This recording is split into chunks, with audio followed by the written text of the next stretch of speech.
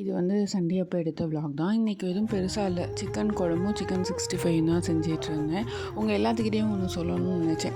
ஏன்னா அந்த சண்டே தான் வெளியில் போகிறப்ப நம்ம பார்ப்போம்ல சில விஷயங்கள். இந்த வெளியில் வந்து வெங்காயம் தக்காளினா பார்த்தீங்கன்னா 3 கிலோ 100 2 கிலோ 100 அப்படின்னு சொல்லி விற்பாங்க. ஆக்சுவலாக நீங்கள் போய் பார்த்தீங்கன்னா 1 கிலோவே வந்து தக்காளி 20 என்னமோ தான் இருக்கும்.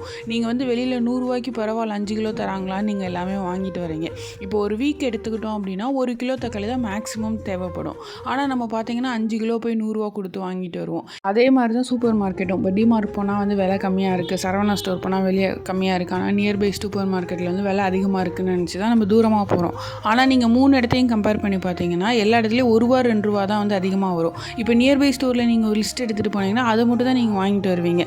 இதே டிமார்ட் சரவணா ஸ்டோர்னால் நீங்கள் போனீங்கன்னா நீங்கள் என்ன லிஸ்ட்டு வச்சுருக்கீங்களோ அதை விட அதிகமாக பர்ச்சேஸ் பண்ணிட்டு வருவீங்க.